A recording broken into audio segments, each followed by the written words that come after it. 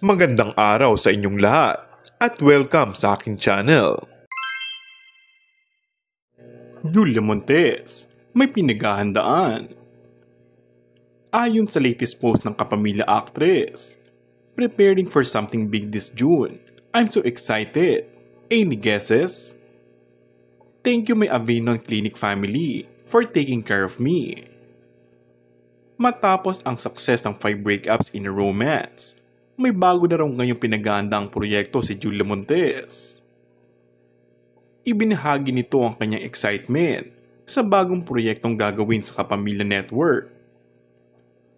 Ayon sa kanya, bago para sa kanya ang proyektong gagawin. May sunod-sunod akong project, but it's still a secret. Kasi naniniwala pa rin ako na hanggat hindi pa tayo nagsisimula, behave muna. Pero ayun, na-excite na ako sa bago kong gagawin ngayon.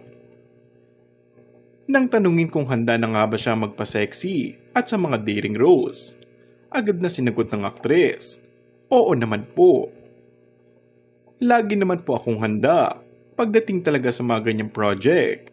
Kasi syempre bilang aktor o aktres, kailangang alam natin na handa tayo sa bawat role na ibibigay sa atin.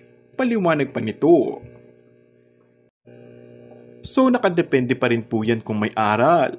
Kung maganda ba talaga yung story at matututo tayo, ay tatanggapin ko po.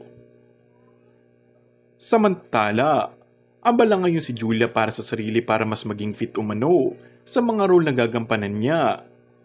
Mas sinusulit din daw nito ang oras sa pamilya bago bumalik muli sa trabaho. And that's all for our today's video.